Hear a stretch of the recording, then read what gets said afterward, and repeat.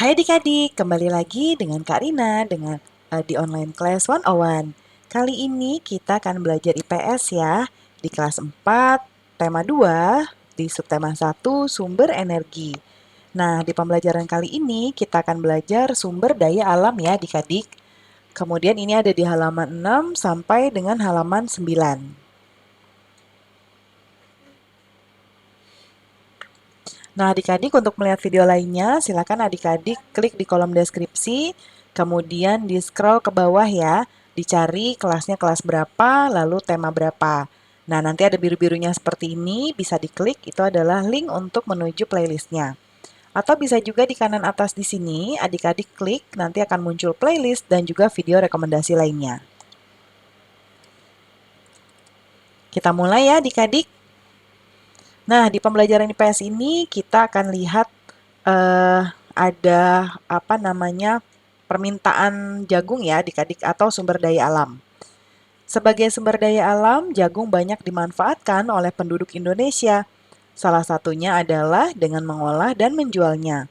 Amati gambar berikut dan sampaikan hasil pengamatanmu kepada teman di sebelahmu. Ini ada gambar jagung bakar ya adik-adik ya. Nah, nomor 1, apa yang terjadi apabila permintaan terhadap jagung tinggi? Nah, jawabannya adalah yang terjadi apabila permintaan terhadap jagung tinggi adalah harganya akan naik biasanya adik-adik. Ya, stok jagung juga akan segera atau cepat habis sehingga bisa saja terjadi kelangkaan. Nah, ini biasanya terjadi di setiap persediaan barang, ya. Misalnya jagung, beras, kemudian sembako ya. Biasanya ketika permintaan tinggi itu ketika sedang misalnya lebaran ya, orang banyak sekali menggunakan daging misalnya. Atau kalau jagung mungkin di saat-saat tahun baru gitu ya adik-adik ya. Ketika permintaan banyak biasanya akan menyebabkan harga menjadi tinggi. Nah, stok juga akan cepat habis ya karena memang banyak yang meminta. Nah, itu bisa menyebabkan kelangkaan. Nah, ini juga yang nantinya akan menyebabkan harga juga menjadi semakin tinggi. Kemudian nomor 2, apa yang harus dilakukan agar permintaan terpenuhi? Nah, agar permintaan jagung terpenuhi, maka perlu meningkatkan hasil panennya. Misalnya, memperluas lahan pertanian, ya dapat juga dilakukan pasca usaha tani agar hasil panen jagung bisa ditingkatkan secara maksimal.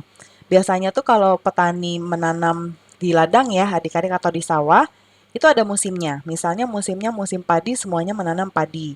Lalu misalnya musim kacang, semua menanam kacang, dan jagung juga sama. Nah, biasanya ketika permintaan jagung tinggi, maka ketika itu petani semuanya menanam jagung, seperti itu. Ya, supaya persediaannya tidak langka seperti di pernyataan nomor 1. Kemudian kita lihat ada teks untuk menambah pemahaman adik-adik tentang sumber daya alam ya.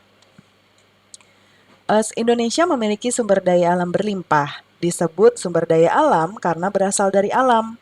Penduduk Indonesia dapat menikmati sumber daya alam tersebut untuk memenuhi kebutuhannya. Laut Indonesia terkenal karena ikannya. Lahan yang subur menghasilkan padi, jagung, serta tumbuhan lainnya yang sangat berguna bagi penduduk. Gas bumi, minyak, serta logam banyak memberikan manfaat bagi masyarakat. Sumber daya alam terbagi dua. Sumber daya alam yang dapat diperbaharui, Karina garis, dan sumber alam yang tidak dapat diperbaharui. Nah, sebagai anak Indonesia, kamu harus tahu apa yang termasuk ke dalam keduanya dan apa dampaknya apabila kita kekurangan keduanya. Penggunaan sumber daya alam yang berlebihan akan mempengaruhi kehidupan manusia.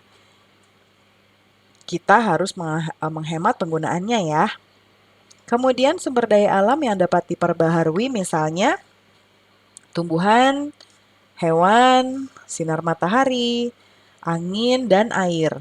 Sumber tersebut termasuk kelompok sumber daya alam yang dapat diperbaharui karena terus tersedia dan dapat kita kelola untuk kita perbanyak jumlahnya.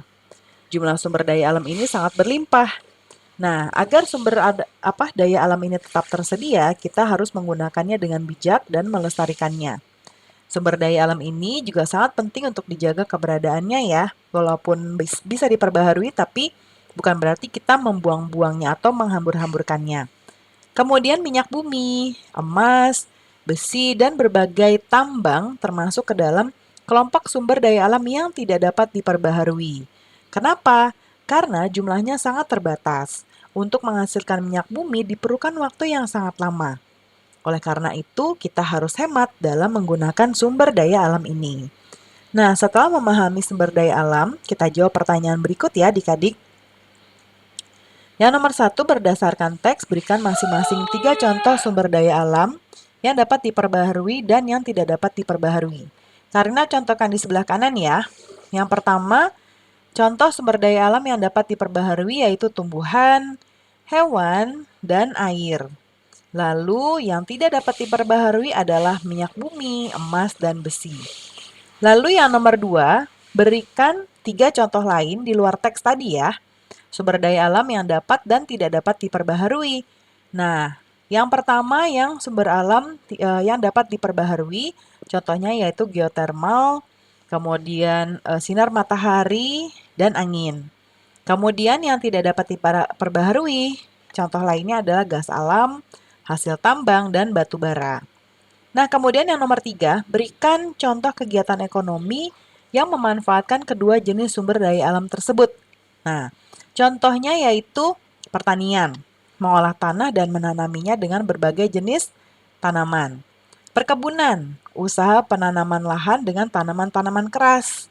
Dan peternakan juga ada, yaitu usaha memelihara binatang peliharaan yang nantinya akan diambil manfaatnya. Ya. Kemudian yang nomor 4, tulislah pendapatmu tentang kegiatan ekonomi tersebut, apa saja dampaknya bagi kelestarian sumber daya alam tersebut. Nah, apa yang harus dilakukan agar sumber daya alam tetap lestari? Nah, yaitu kegiatan ekonomi yang dilakukan dapat menghasilkan banyak manfaat bagi kehidupan manusia. Namun, apabila dilakukan secara sembarangan, maka dapat mengakibatkan menipisnya sumber daya alam.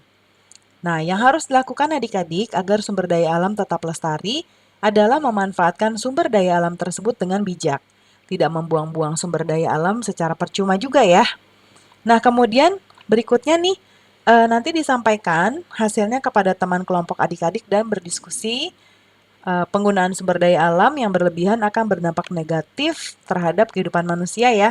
Karena nantinya akan habis.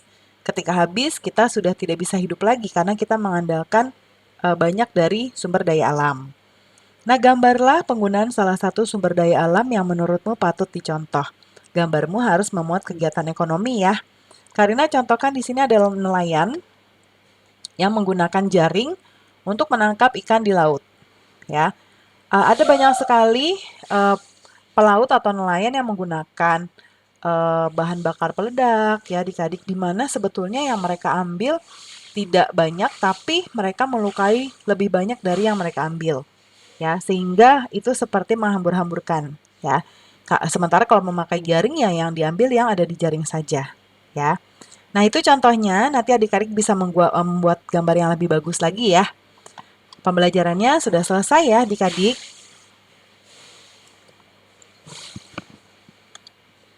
Terima kasih sudah menonton sampai habis. Mohon dimaafkan apabila ada kesalahan dalam perkataan maupun dalam materi yang diberikan. Sampai jumpa di pembelajaran berikutnya ya. Dadah!